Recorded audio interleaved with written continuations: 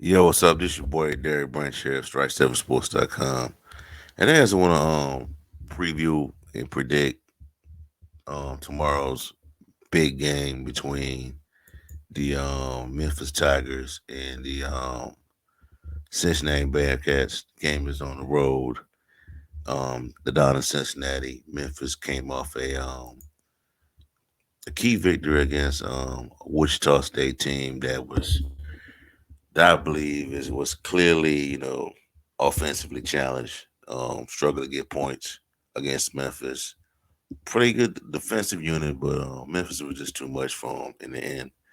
But Memphis goes on the road to take on Cincinnati. Memphis is now 14-5, 4-2 in the AAC, the American Athletic Conference, and they take on Cincinnati, who has a record of 14-6, 5-2 in the American Conference. They're currently in second place. I believe Memphis still in sixth place, but um, huge game for the Tigers. And according to these rankings, these analytics, these projections and things like that, a win over Cincinnati will qualify as a quad one ranking, not quad one ranking, a quad one victory for the Tigers. So that's how important it is. The last one that Memphis had was against Auburn, so that was like 2 months ago. You know, more like a month ago against the Auburn Tigers down in Atlanta. So this game is important, man. And Tigers will be facing a familiar face, similar to what they saw in South Florida with Tyler Harris. But in this game, they face guard Landis Nolley the second. For those who know, those who may not know, Nolly played with Memphis and from 2020 to 2021. He transferred in a off season after the NCAA tournament last year. Um, when Memphis had that great exodus, that mass exodus by a couple of these players, he was one of them. So he is part of Cincinnati. He is their leading scorer with 15.4 points per game, which also is 11th in the American um, and conference. He's also the Bearcats' second lead rebounder and second on the team with most assists. But he comes well, not comes, but he's ready to play Memphis. And I'm pretty sure that he had this game circled on his calendar, similar to how um, Tyler Harris had it on his calendar as well. You know, and I'm pretty sure he's gonna be hyped up for this game. And I heard he said that the reason why he didn't come back to Memphis is because Penny didn't welcome him back. We don't know how true that is. That's between him and Penny Hardaway. We'll never know, but neither here nor there. But this is it's a really good team, man. It's a really good team that Memphis is going to be facing. Really good team that can score, averaging 83 points per game, 10-2 at home, has a massive home field advantage. Really good players behind Landis Nolly that can help out as well, and David DeJesus, 14.5 points per game. Victor Lakin, 12.1 points per game, and Michael Adam Woods at 10.2 points per game. So that's enough firepower to help out, and then enough to give Memphis some problems. And Bearcats are on a winning streak right now, I believe. 3-game winning streak. Had a nail biter against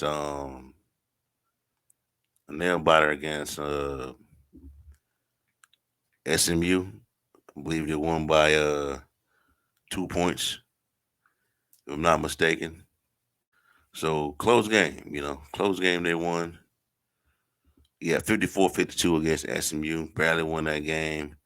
They won against East Carolina, and they fell against Houston, but everybody's falling against Houston. So they're on they're on a 3-game winning streak right now. 3-game winning streak. You got Memphis at home.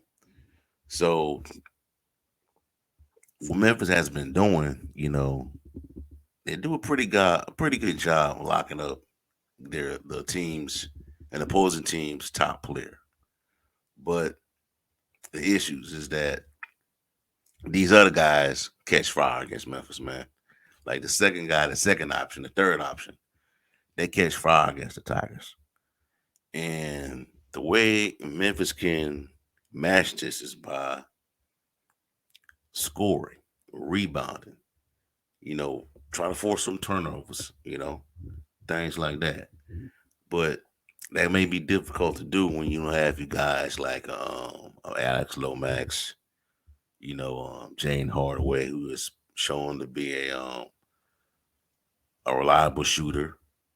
You have Malcolm Dandridge out there who is a really good rim protector, plays good defense. A lot of things, started to like slide once Dandridge was out of the lineup. A lot of things. It's not just Alo that went out, but his presence has been missed, for the Tigers. And in this game, rebound is going to be huge because if Cincinnati is able to get second chance opportunities to score points, they will. And if they got to, Memphis has to do a better job of guarding these 3-point shooters, man. They got to do a better job, man.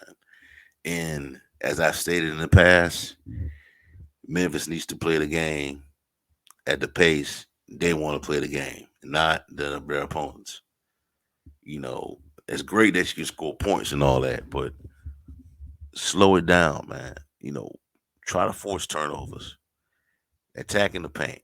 That's how Memphis lives, get their bread and butter. It's to the paint. It's not a great shooting team or anything like that.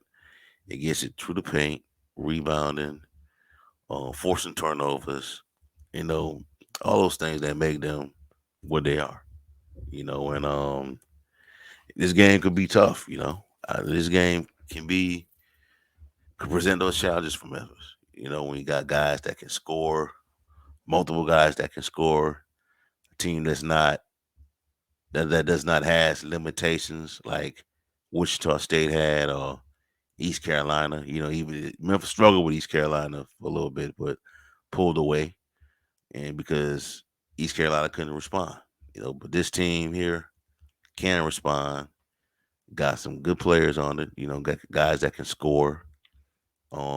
Memphis gonna have to be careful. And Kale. They're gonna keep. From what Penny said, they're gonna keep Kale in the lineup. He's played last game. I was in the arena covering the game. He played in like 18 minutes. Believe he had 3 rebounds. I guess he wasn't producing enough to where Penny could be like, hey, look, let's keep him in the game and play longer minutes. That didn't happen. I think DeAndre Williams was the leading rebounder in this game, in the Wichita State game. And if both guys, if they can get both guys to effectively rebound, DeAndre Williams and Kale, this could be a plus for the Tigers, man. This could be a plus, and this is why Penny Hardaway said what he said. Why, people want to know why Kale wasn't starting. Pay attention to the games, you'll see why, you know. So if he can get going in this game against UCF, like UCF, but Cincinnati, get going, get rebounds, get Memphis, get the players out there that can get the other guys to have chances to make points, to score points in this game, they can pull away, you know. But I see it like this though, man.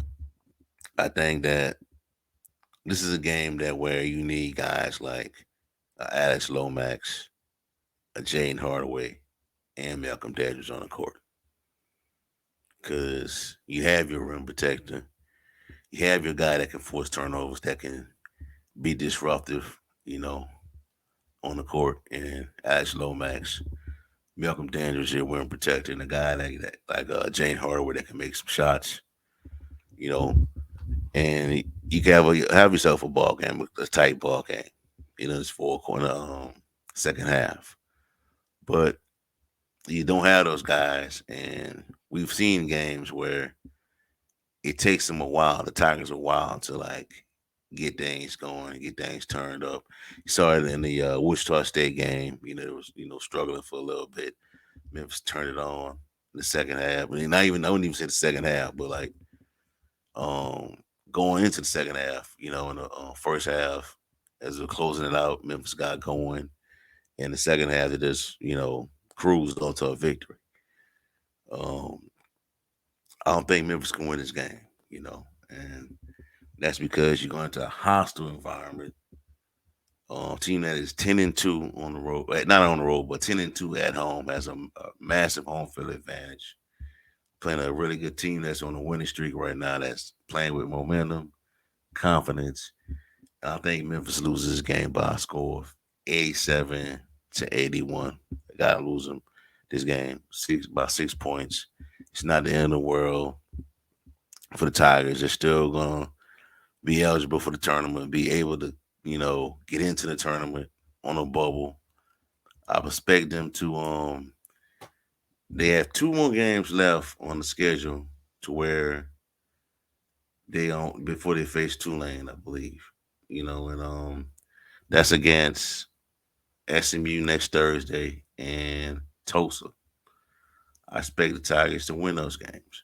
But tomorrow against Cincinnati, I don't think that's gonna happen. It's there's a lot of things at play right now, a lot of variables that play into the hands of the Bearcats, and that's okay for right now. And as long as Memphis could at least split with Cincinnati and Houston, I think they'll get into the tournament, man. I think they're gonna get into the tournament along with having a good outing at the AAC tournament down in I believe Fort Worth, Texas. But they'll lose tomorrow against Cincinnati by a score of 87-81. But excuse me, I won't be surprised if Memphis taking overtime. I wouldn't. It happens, it's college basketball, but that may not happen. So 87-81 is my prediction, my score, and we'll get back at it after once the game's over. We'll do a recap on Sunday. So we'll see how it plays out. All right, that's all I have for y'all for right now, man. Give me a like, comment, subscribe to the channel. Let me know how y'all feel. Do you think Memphis could pull up the upset this Sunday against Cincinnati? Also in the description box below, check out strike7sports.com for latest content on the NFL, the NBA, much more. Memphis Tigers football and basketball content as well. Have a blessed day. Peace. I'm out.